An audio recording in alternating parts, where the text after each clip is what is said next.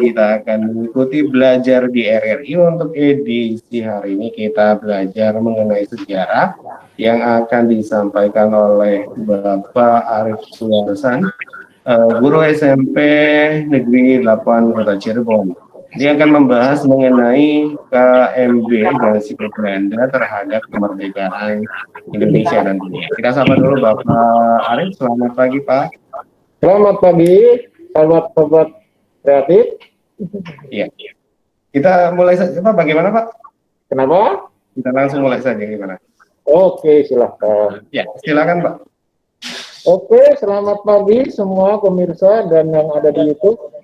Nama saya Arif Suwarsan dari SMA Negeri 8. Senang sekali kita bisa berjumpa dalam kegiatan pembelajaran jarak jauh. Hari ini saya sangat bangga dan senang karena kita mendekati perayaan Hari Kemerdekaan kita. Dan marilah kita semua untuk menghadiahi bangsa kita, ya kan, dalam peringatan 17 Agustus ini dengan dua hal. Yang satu, kita jaga protokol kesehatan dengan 5M, yaitu memakai masker, mencuci tangan, menjaga jarak, menghindari kerumunan, dan mengurangi mobilitas. Yang kedua, jangan lupa kibarkan bendera merah putih mulai hari ini sampai tanggal 30 Agustus. Ya, sebagai hadiah kita kepada bangsa kita yang tercinta. Hari ini kita akan bahas tentang masalah konferensi meja bundar. Kenapa kita bahas tentang konferensi meja bundar? Ya, karena dari konferensi meja bundar lah, ya kan, pembangunan bangsa kita mulai berjalan. Bentar ya, kita siapkan slide-nya dulu ya.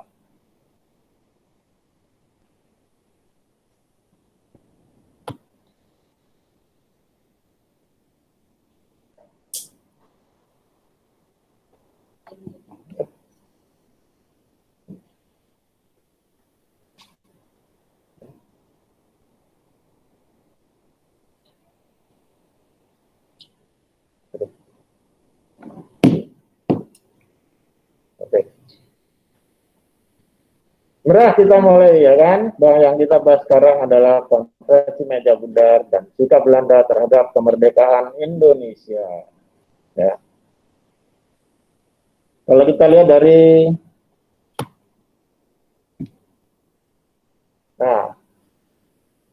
kompetensi dasar yang kita bahas di sini yaitu mengevaluasi perkembangan dan dampak perang dingin terhadap kehidupan politik dan ekonomi global.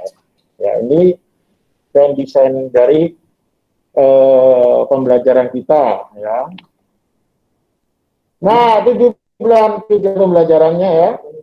Tujuan pembelajaran di sini ya kan diharapkan sobat kreatif dapat menganalisis arti penting konferensi meja bundar bagi kemerdekaan Indonesia. Yang pertama. Yang kedua, menganalisis usaha bangsa Indonesia dalam menuju konferensi meja bundar. Ya. Yang ketiga, menyebutkan peserta konferensi meja bundar. Dan yang terakhir adalah menganalisis hasil konferensi meja bundar di Den Haag. Ya. Itu adalah tujuan pembelajaran yang diharapkan bisa tercapai dalam pertemuan ini. Oke, nah kita ini ada ilustrasi ya kan, maaf bagi yang mengikuti pembelajaran dari radio ya kan, karena berupa foto. Ini ya, akan saya terjemahkan di sini. Yang gambar pertama adalah suasana konferensi meja bundar. Ya, suasana konferensi meja bundar. Gambar kedua adalah karikatur ya. Karikatur yang satu, ada satu kelompok, ada orang berkerumun dengan meja dan kursi yang tinggi, besar, dan satu lagi ada orang berkacamata dengan meja dan kursi kecil. Nah, sobat kreatif, kira-kira ada nggak yang bisa menerjemahkan dari dua gambar ini? Silakan. Ayo, ada yang bisa menerjemahkan, sobat-sobat kreatif? Kira-kira? Halo?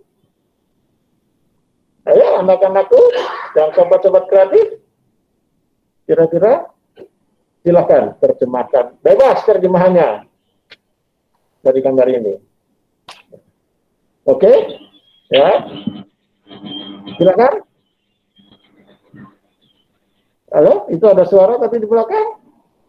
Oke, kalau ada. Ya, halo, silakan. Upaya diplomasi Republik Indonesia untuk mendapatkan pengakuan dari Belanda.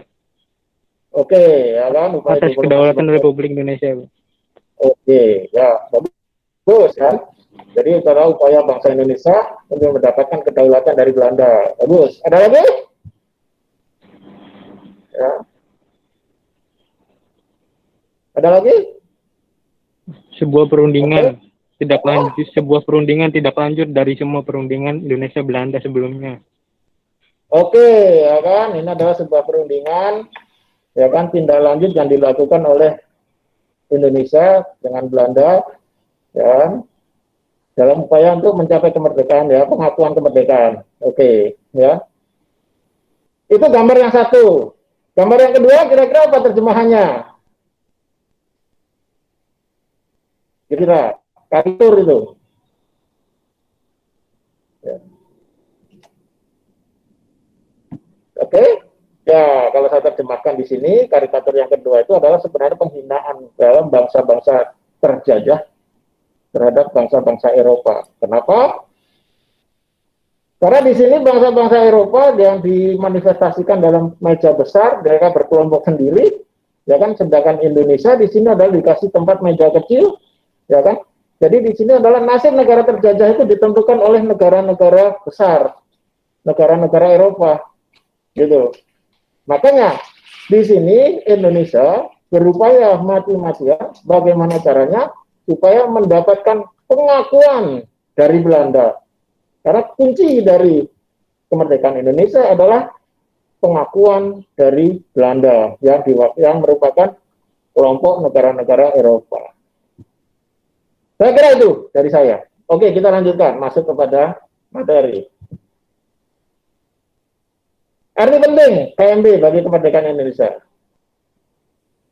KMB merupakan upaya diplomasi Republik Indonesia untuk mendapatkan pengakuan, ya. Ingat ya, untuk mendapatkan pengakuan dari Belanda atas kedaulatan Republik Indonesia. Yang kedua, perundingan ini merupakan tindak lanjut dari semua perundingan Indonesia dan Belanda sebelumnya. Jadi ini adalah tindak lanjut, ya, perundingan antara Indonesia dan Belanda. Yang ketiga, perundingan ini dilakukan untuk meredam segala bentuk kekerasan yang dilakukan oleh Belanda. Jadi, dari tahun 45 sampai dengan tahun 49, itu terjadi konflik yang berdarah-darah lah istilahnya. Ya, baik di pihak Indonesia maupun di pihak Belanda. Tapi yang korban paling banyak dan paling menderita adalah Indonesia. Nah, makanya di sini, ya kan, bagaimana caranya untuk menghentikan konflik kekerasan yang dilakukan Belanda, yaitu dengan cara perundingan. Karena kalau dari segi militer itu dikhawatirkan akan terjadi korban yang lebih banyak. Ya, memang militer dengan diplomasi militer dengan diplomasi politik harus berjalan seimbang. Yang ketiga, KMB merupakan titik terang bagi bangsa Indonesia untuk menyelesaikan sengketa dengan Belanda dan berusaha menjadi negara merdeka. Itu arti penting Konferensi Meja Bundar bagi kemerdekaan Indonesia. Usaha bangsa Indonesia menuju Konferensi Meja Bundar. Ya. Usaha bangsa Indonesia menuju Konferensi Meja Bundar itu melalui perundingan yang sangat panjang. Dari tahun 45 sampai tahun 49. Yaitu pertama adalah ya mengikuti perundingan-perundingan dengan Belanda seperti perundingan Linggarjati dan perundingan Renville. Ingat, perundingan Belanda itu adalah karena pertama, ya kan, perundingan Linggarjati. Belanda mengkhianati perundingan Linggarjati, jadilah agresi militer Belanda yang pertama. Diredam, ya kan? Terus bukan diredam, ya kan? Terus konflik berkepanjangan, terus diadakan perundingan Renville, ya, perundingan Renville di atas kapal perang Renville tahun 48. Terjadilah agresi militer Belanda yang kedua. Ya. Terus akhirnya diadakan PBB turun tangan, diadakan perundingan Rome-Royen. Ya, ini perundingan Rome-Royen, setelah perundingan Rome-Royen barulah KMB. Terus yang kedua, langkah menuju KMB ditandai oleh usaha bangsa Indonesia menyelesaikan masalah sendiri. Ya, jadi sebelum KMB, ya kan, maka masalah dalam negeri di Indonesia harus bisa diatasi, yaitu mengadakan konferensi dengan negara-negara bentukan Belanda, yaitu BFO. BFO itu adalah negara-negara federal yang dibentuk oleh Belanda. Terjadilah konferensi Indonesia. Ya. Setelah konferensi Indonesia disepakati, ya kan, maka wakil Indonesia dan BFO berangkat ke konferensi Meja Bundar. Terus yang ketiga adalah pada tahun 49 Soekarno dan wakil tinggi mahkota Belanda mengumumkan perintah penghentian tembak menembak. Ya, itu tahun 49. Karena tidak mungkin perundingan bisa dilaksanakan dalam kondisi tembak menembak. Nah, kan di sini Assalamualaikum Pak, baru masuk Pak. Oke, mangga silahkan, nggak apa-apa. Ya, terima kasih. Muhammad Halidi 12 IP 1. Ya, kita lanjutkan ya. Ya, kita lanjutkan ya di sini, ya kan.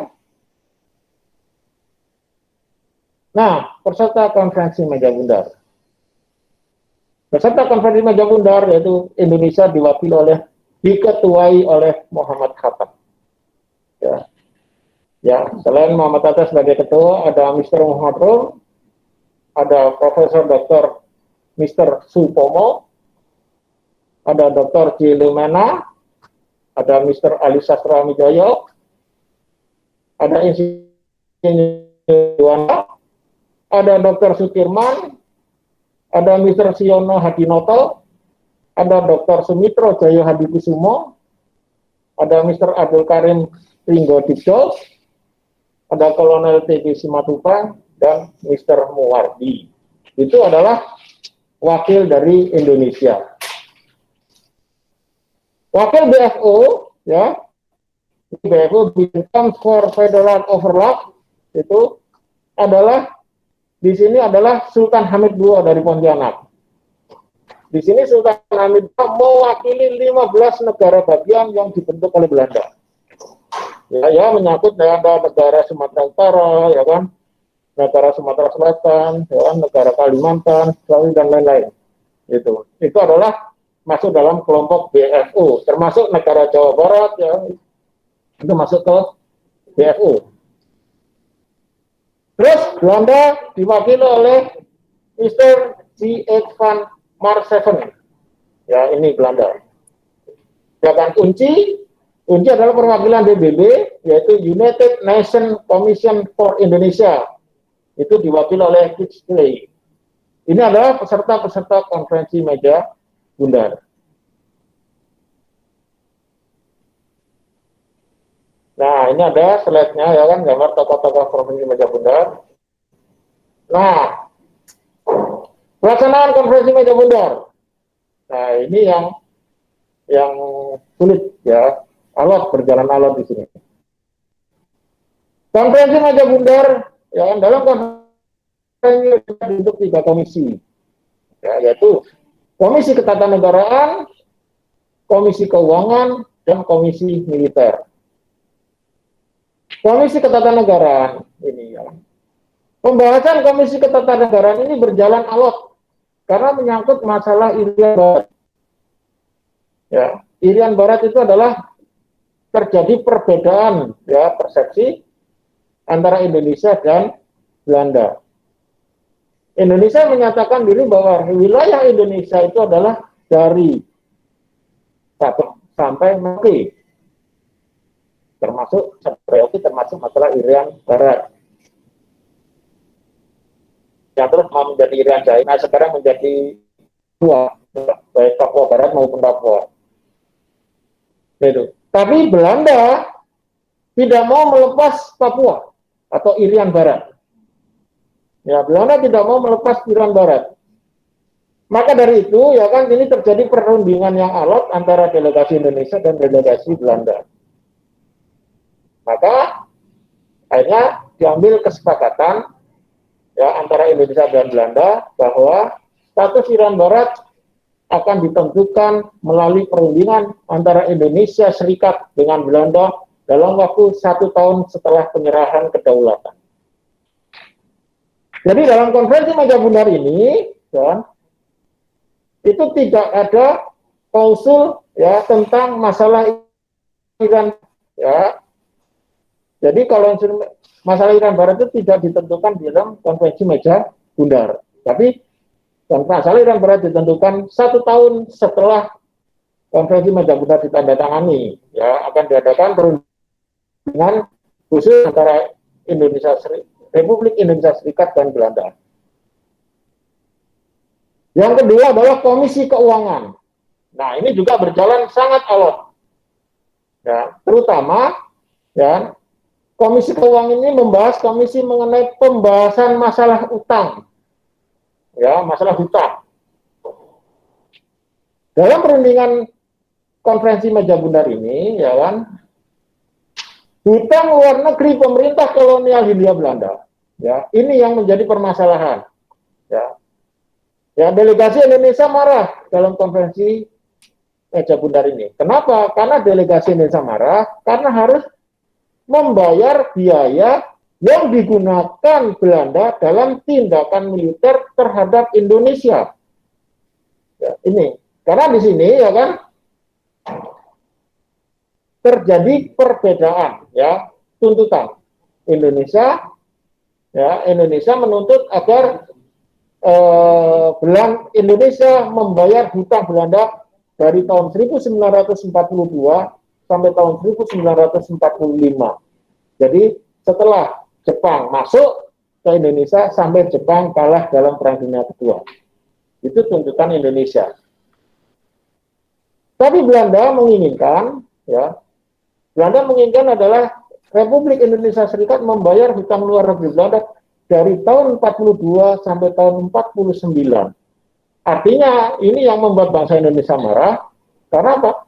Karena dari tahun 45 sampai 1949 itu Belanda melakukan operasi-operasi militer itu untuk melakukan tindakan penyerangan terhadap Indonesia, tapi biaya perang itu ditanggung Indonesia. Ini yang membuat Indonesia marah pada waktu konferensi Majapahit. Tapi bukan ada intervensi dari Amerika Serikat di sini, yaitu Wakil Uji, ya, dan komisi yang berhasil membujuk Indonesia. Kenapa? Ya, akhirnya di sini pihak Indonesia menyadari bahwa bayar hutang, ya, kemudian membayar hutang Belanda itu merupakan harga yang harus dibayar demi memperoleh kedaulatan.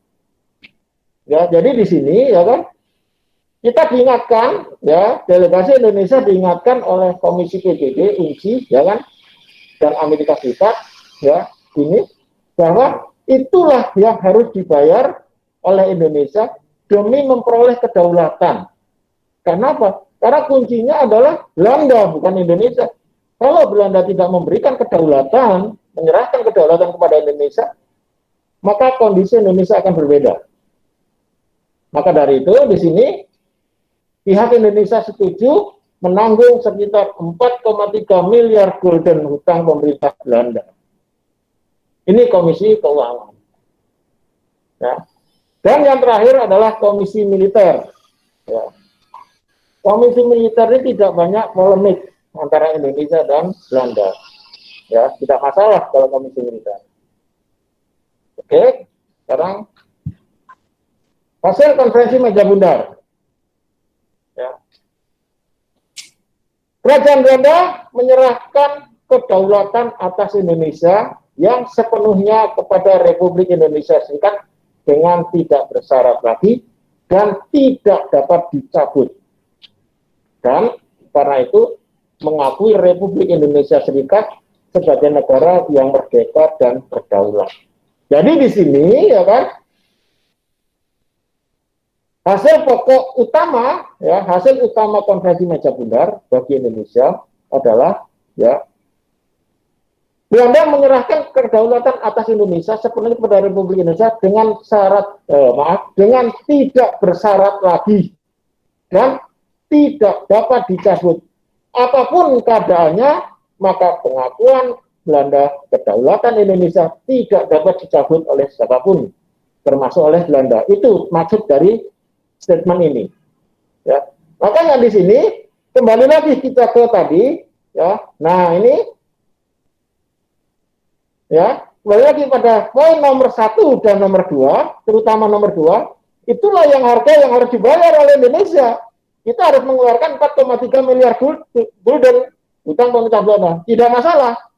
Tetapi ya kan, harga yang dibayar adalah di situ ya, Belanda tidak bisa lagi mencabut pengakuan kedaulatan Indonesia. Kenapa kuncinya di situ? Saya katakan, kenapa kuncinya kok tidak dapat dicabut? Kedaulatan ini tidak dapat dicabut?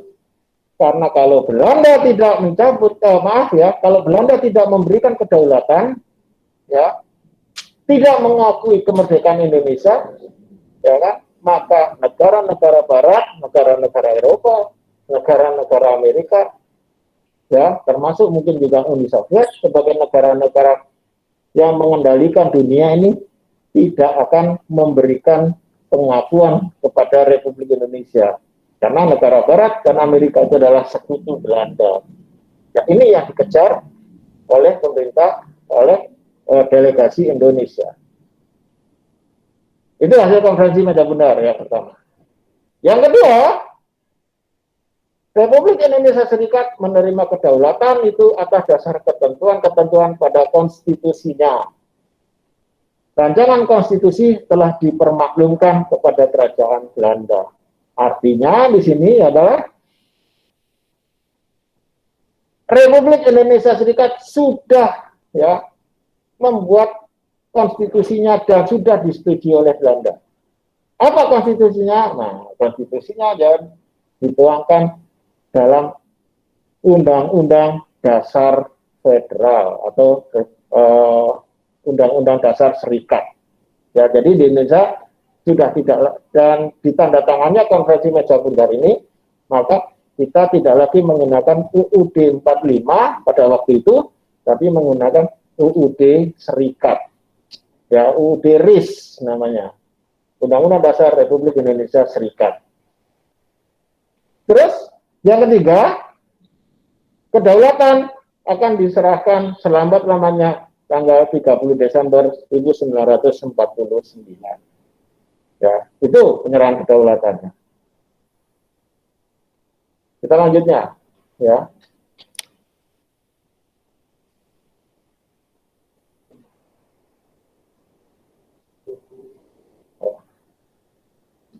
Pernyataan politik Belanda dalam perundingan KMB. Ya. Ini yang Belanda sebutkan, ya. Belanda menyebutkan penyerahan kedaulatan, bukan pengakuan kemerdekaan. Ya, di sini. Belanda menyebutkan penyerahan kedaulatan, bukan pengakuan kemerdekaan. Artinya apa di sini? Artinya dalam sejarah pertikaian dengan Indonesia, pihak Belanda merasa tidak pernah kalah melawan Indonesia. Ya, inilah ya kan pernyataan. Ya, dia merasa tidak pernah kalah dengan melawan Indonesia. Terus yang kedua, masalah Barat. Belanda ingin menjadikan Irian Barat negara terpisah dari Indonesia. Ya, itu tujuannya. Ya, kenapa Belanda tidak memasukkan masalah Irian Barat dalam Konferensi Meja Bundar?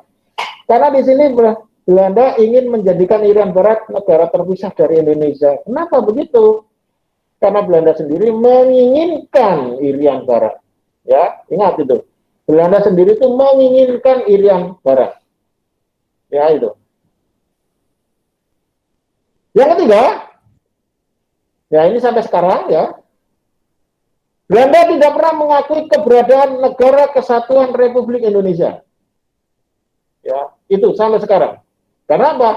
Karena dalam Konferensi Meja Bundar di situ disebutkan bahwa Belanda hanya mengakui Republik Indonesia Serikat. Ya, itu. Jadi sampai sekarang Belanda tidak pernah mengakui Negara Kesatuan Republik Indonesia. Ya. Nah, baru pada tahun 2005, ya, pada tahun 2005 pada masa pemerintahan SBY, ya, tanggal 15 Agustus 1900, tanggal 15 Agustus tahun 2005, ya, di hadapan Menteri Luar Negeri waktu itu Bapak Hasan Wirayuda, Belanda menyatakan, ya, secara de facto bahwa Republik Indonesia itu merdeka tanggal 17 Agustus 1945. Secara de facto, tapi Belanda tidak pernah menyatakan secara de jure. Artinya apa? Secara hukum, Belanda tidak mengakui Republik Indonesia, Negara Kesatuan Republik Indonesia. Secara hukum, Belanda hanya mengakui secara de facto, secara fakta. Ya, secara fakta, ya, Belanda mengakui kemerdekaan Republik Indonesia 17 Agustus 1945 dan Negara Kesatuan Republik Indonesia. Itu, ya, itu rentetan dari pernyataan nomor 3, ya. Belanda tidak pernah mengakui keberadaan Negara Kesatuan Republik Indonesia. Itu bagaimana? Pernyataan sikap Indonesia, bagaimana? Bagi Indonesia, pernyataan politik Belanda tidak terlalu signifikan, ya, karena Indonesia tidak membutuhkan penyerahan kedaulatan, ya. Indonesia tidak pernah tidak terlalu membutuhkan penyerahan kedaulatan. Kenapa? Karena kenyataannya Indonesia adalah negara yang sudah merdeka sejak 17 Agustus 1945. Ya, jadi tidak, kedaulatan bagi Indonesia itu tidak penting. Karena kita sudah merdeka tanggal 17 Agustus 1945. Gitu. Nah, oleh karena itu, Indonesia menyebut hasil perundingan KMB itu bukan sebagai penyerahan kedaulatan.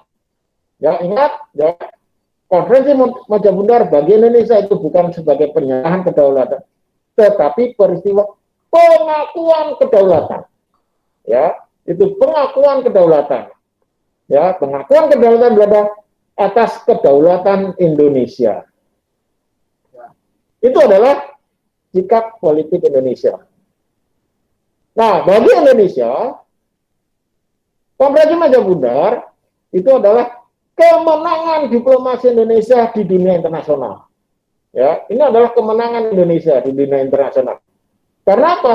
Karena menyebabkan Republik Indonesia diakui oleh seluruh dunia, ya, baik dari blok timur maupun blok barat pada waktu itu, ya. Jadi dengan adanya Konferensi Meja Bundar itu, maka Republik Indonesia diakui oleh dunia internasional, walaupun dengan nama Republik Indonesia Serikat. Ya, itu walaupun dengan nama Indonesia Serikat, tidak masalah bagi Indonesia. Karena tetap meskipun apa itu Indonesia Serikat, Republik Indonesia Serikat, pada waktu itu ya, bukan sekarang ya, waktu itu ya, entah itu Republik Indonesia Serikat atau Negara Kesatuan Republik Indonesia, tapi masih tetap membawa nama Indonesia. Jadi di sini ya, jadi KMB merupakan kemenangan diplomasi Indonesia di dunia internasional.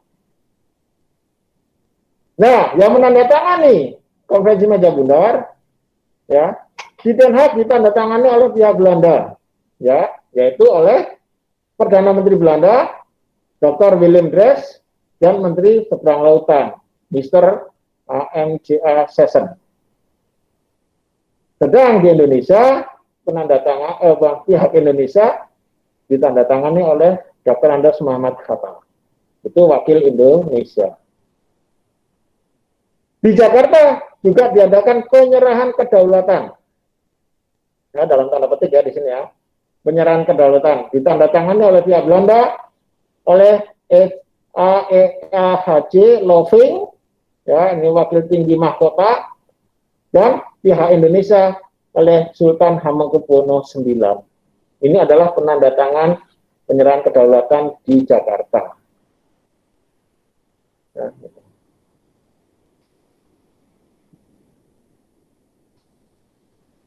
Nah, hasil konferensi meja bundar, ya, hasil konferensi meja bundar, yaitu yang pertama, Belanda mengakui RIS sebagai negara yang merdeka dan berdaulat. Ya, itu yang pertama. Yang kedua, pengakuan kedaulatan dilakukan selambat-lambatnya tanggal 30 Desember 1949. Yang ketiga, masalah Irian Barat akan diadakan perundingan lagi dalam waktu 1 tahun setelah pengakuan kedaulatan RIS. Ya, ini masalah Irian Barat, ya.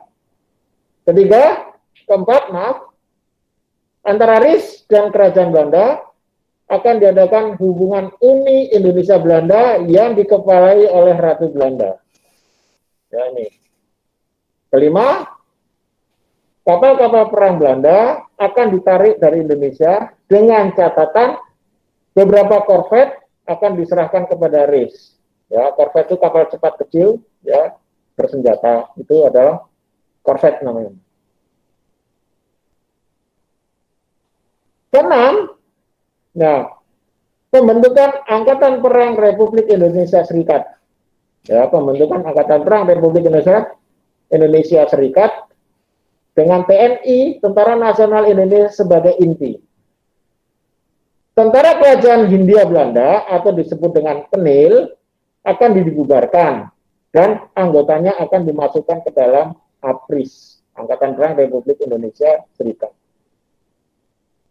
Dan yang terakhir, RIS membayar hutang-hutang Belanda sejak tahun 1942, ya, sampai tahun 1945.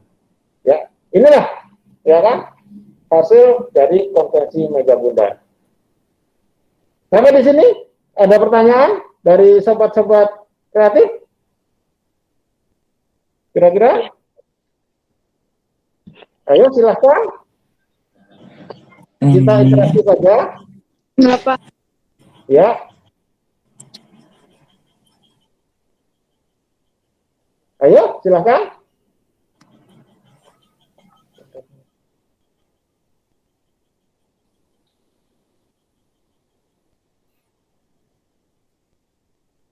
Ada pertanyaan lagi? Ada pertanyaan kira-kira?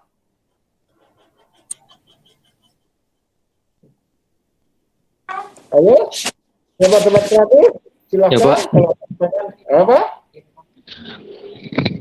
Kenapa Pak Indonesia merubah yang tadinya dari serikat sekarang jadi NKRI Pak? Oh, itu. Oke, bagus. Pertanyaan bagus. Alasannya Pak? Oke, jadi begini, ya. Itu peristiwa itu, ya kan. Jadi perubahan dari RIS Republik Indonesia Serikat itu ke kepada Negara Kesatuan Republik Indonesia itu terjadi pada tahun tanggal 17 Agustus 1950. Ya. Di situ Soekarno merubah, ya kan, merubah bentuk negara Indonesia dari serikat ke negara kesatuan. Dasarnya apa? Yang pertama adalah RIS itu adalah bentukan Belanda, hasil KMB.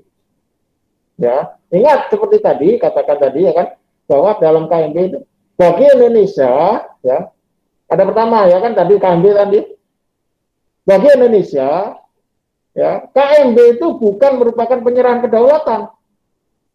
KMB itu adalah pengakuan, ya, bentuk pengakuan Belanda terhadap Indonesia. Itu, ya, itu yang pertama. Yang kedua, ternyata, ya, kalau kita berbentuk serikat atau federal, ya, itu mudah sekali negara bagian itu disusupi oleh infiltrasi dari asing. Ya, banyak sekali infiltrasi dari asing sehingga pemerintah pusat itu susah untuk mengontrol. Ya, pemerintah pusat susah untuk mengontrol untuk daerah-daerah. Ya kan? Kenapa? Karena wilayah Indonesia itu negara kepulauan. Pertama itu, yang kedua, Indonesia itu adalah negara yang multi etnis. Ya, multi etnis. Jadi di sini berdasarkan pertimbangan itu, ya kan, Indonesia tidak mau disetir oleh Belanda, ya, maka di sini ya kan Soekarno memutuskan ya pada tanggal 17 Agustus 1950, ya kan, Indonesia kembali ke negara kesatuan Republik Indonesia. Konsekuensinya, undang-undang RIS yang dilaksanakan setelah KMB berdasarkan hasil undang itu tidak dipakai lagi, maka kita pakai namanya undang-undang sementara. Makanya Republik Indonesia itu banyak kita memakai undang-undang dasar. Pertama merdeka kita menggunakan undang-undang dasar 1945. Terus pada waktu setelah KMB, Konferensi Meja Bundar, kita menggunakan Undang-Undang Dasar RIS. Setelah 17 Agustus 50, ya kan, setelah kita kembali kepada Republik Indonesia, ya, negara kesatuan Republik Indonesia, kita menggunakan Undang-Undang Dasar sementara. Dan setelah dikrit nanti, ya kan, tahun 60, itu kita kembali kepada Undang-Undang Dasar 1945. Jadi itu pertimbangannya, dua hal itulah, ya, yang menyebabkan kita meninggalkan negara serikat atau federal. Oke? Sobat kreatif? Oke, Pak. Oke, ya. Nah, sekarang kesimpulan. Ya, kesimpulan dari pembelajaran ini. Ya. Dari kesimpulan ini, ya kan, maka Indonesia menyebut hasil Konferensi Meja Bundar itu bukan sebagai penyerahan kedaulatan, tapi sebagai peristiwa pengakuan kedaulatan. Pengakuan Belanda atas kedaulatan Indonesia. Itu poin pertama yang penting. Ya, ingat bahwa KMB bukan penyerahan kedaulatan, tapi adalah peristiwa pengakuan kedaulatan. Yang kedua, ya, Kerajaan Belanda menyerahkan kedaulatan Indonesia, ya, Kerajaan Belanda menyerahkan kedaulatan atas Indonesia sepenuhnya kepada Republik Indonesia Serikat dengan tidak bersyarat lagi dan tidak dapat dicabut. Ini yang menyebabkan Soekarno berani merubah dari Undang-Undang Dasar dari negara Republik Indonesia Serikat menjadi negara kesatuan Republik Indonesia. Karena dalam KMB disebutkan bahwa pengakuan kedaulatan Belanda atas Indonesia tidak dapat dicabut. Ya, apapun yang terjadi, ya kan, tetap Belanda tetap mengakui, meskipun baru sekarang kemarin tahun 2015 itu Belanda mengakui Republik Indonesia, meskipun secara de facto. Tapi hubungan diplomatik tetap baik Indonesia dan Belanda. Dan karena itu, ya, Republik Indonesia Serikat sebagai negara yang merdeka dan berdaulat. Itu kesimpulan kedua. Kesimpulan ketiga, KMB merupakan kemenangan diplomasi Indonesia di dunia internasional. Ya, makanya kita, ya, sobat-sobat kreatif, kita jangan minder dengan bangsa-bangsa asing. Kita jangan menunduk-nunduk bilang mister-mister kalau kita ketemu dengan orang-orang bule. Kenapa? Karena bangsa kita bangsa besar. Ya, Belanda saja diplomasi bisa menang Indonesia dengan Belanda. Makanya di sini, ya kan, tolong, ya kan, kalau ada bule, ya kan, di Keraton Kasepuan, ya, atau dimanapun, jangan nunduk-nunduk mister ini, mister, jangan. Kita tegakkan kepala kita, karena kita adalah bangsa yang besar. Sejak zaman Majapahit, Sriwijaya, kita adalah bangsa. Ya, oleh itu, ya kan, maka, ya, KMB ini menyebabkan Republik Indonesia, ya, Konferensi Meja Bundar ini menyebabkan Republik Indonesia diakui walaupun dengan nama Indonesia Serikat. Itulah kesimpulan dari pembelajaran kita hari ini. Ya, sobat-sobat setia, sobat-sobat kreatif, ingat 17 Agustus 1945, sebentar lagi akan, 17 Agustus 2021, sebentar lagi akan melewati. Meriahkanlah kemerdekaan dengan tertib dan teratur. Jangan lupa protokol kesehatan.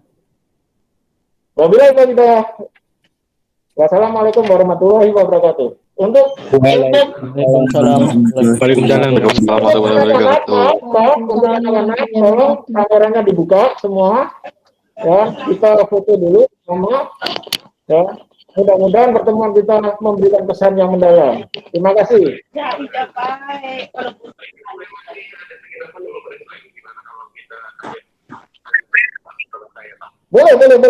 Boleh, mangga.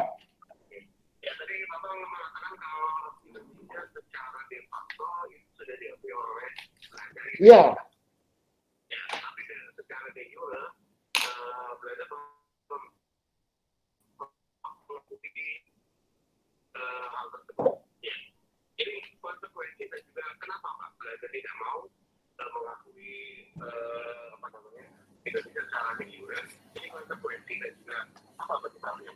Banyak ini konsekuensinya.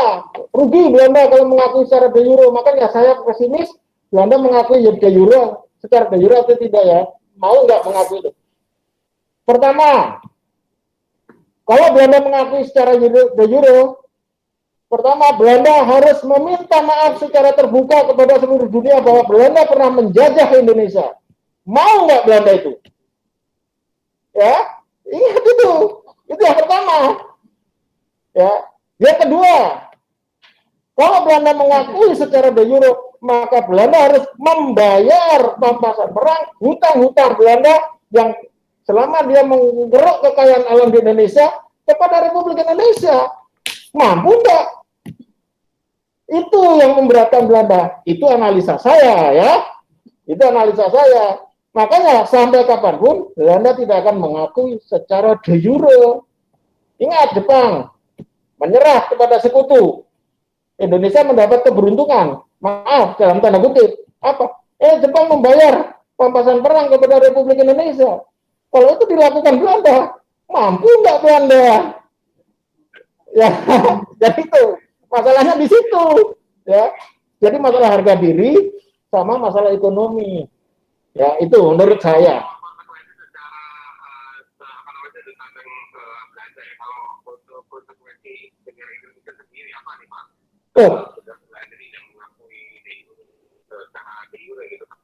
Kalau mengakui Indonesia secara de jure, Indonesia bagi Indonesia.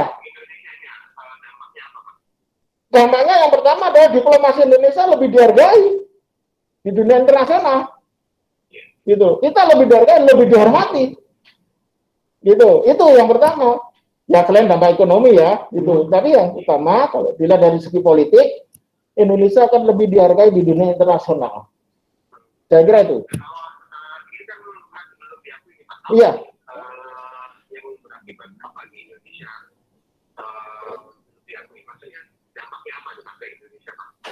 Nggak ada dampak apa-apa. Ya kayak begini aja. Ya kayak begini nggak ada apa-apa. Belanda mengakui secara de jure. Terima kasih. Kenapa? Diakui de jure atau tidak? Diakui de facto atau tidak? Kedaulatan Indonesia tidak bisa dicabut sesuai dengan Konvensi Meja Bundar. Benar kan? Ya, tidak bisa dicabut gitu. Ya kan? Jadi nggak masalah, tidak ada impact ya kan. Impactnya paling, oh iya, sekarang Indonesia diakui Belanda. Cuman gitu aja. Diakui secara de facto atau tidak Belanda, tetap kok dubes Belanda ada yang di Indonesia, dubes Indonesia ada yang ke Belanda. Banyak orang Indonesia belajar di Belanda. Hubungan baik-baik aja, nggak masalah. Ini cuma di atas kertas aja dan konsekuensinya harus ditanggung masing-masing gitu loh. Makanya Belanda hanya mengakui secara de facto. Kenapa? Karena dia tidak menanggung konsekuensinya. Bukan hanya itu, Pak. Ya, kenapa saya katakan bahwa Belanda tidak akan mengakui secara de jure. Kenapa? Belanda mengakui secara de facto Indonesia. Belanda hanya menyatakan penyesalan, ya, hanya menyatakan penyesalan bahwa telah terjadi konflik antara Indonesia Belanda sejak tahun 45 sampai 49. Hanya penyesalan. Tapi Belanda tidak pernah minta maaf. Iya, jadi itu Belanda hanya memberikan penyesalan, tapi tidak memberikan minta maaf. Kenapa? Kalau minta maaf, kembali lagi kepada yang nomor satu. Harga diri Belanda sebagai negara maju di Eropa akan jatuh. Ya, itu analisa saya, gitu. Ya, jadi itu.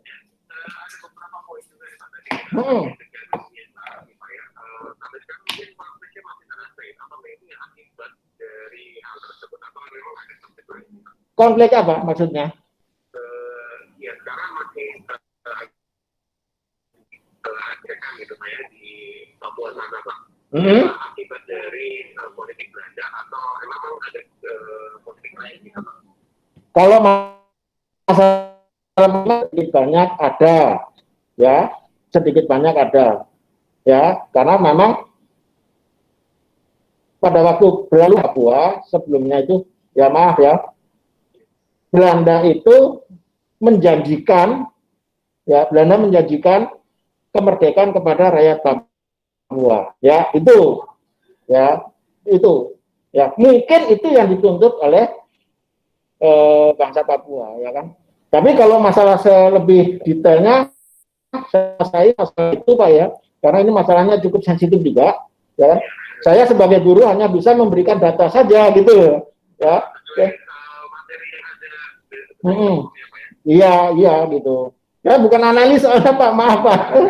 Ya, tapi itu Belanda pernah menjanjikan itu, ya kepada rakyat Papua. Pernah menjanjikan, ya gitu. Oke. Terima kasih banyak. Oke, ya.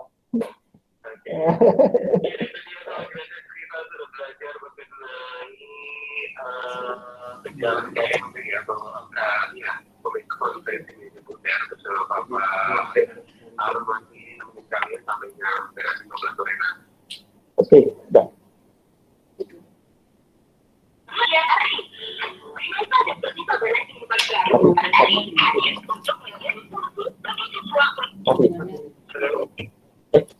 Ya. Iya Pak. Makasih banyak Pak. Oh, sama-sama. Oke, yuk. Assalamualaikum. Closing ke anak-anak dulu. Terima kasih anak-anakku sudah mengikuti pembicaraan dan pembahasan ini. Ya, mudah-mudahan kedepannya ya kan kita bisa lebih seru lagi untuk membahas masalah-masalah bangsa kita. Amin. Untuk itu tolong dibuka ya kameranya semuanya. Ya, mau menjadakan foto bersama. Siap, open kameranya, anak-anakku. Ayo, guys, foto. Ya. Ayo saya kasih apa-apa di saya ya. Yuk, satu. Siap, tolong dibukain kameranya.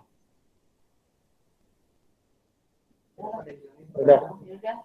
Satu, dua, tiga. Oke. Lagi ya. Lagi ya. Satu, dua, tiga. Oke, terima kasih ya. Sekian sampai di pertemuan kita. Ya kan? Nanti materi ini juga akan saya share di Google Classroom, ya, termasuk juga dengan kegiatan kita minggu depan. Oke, wabillahi taufiq wal hidayah. Wassalamualaikum warahmatullahi wabarakatuh. Waalaikumsalam warahmatullahi wabarakatuh. Ucap salam aja pada umum.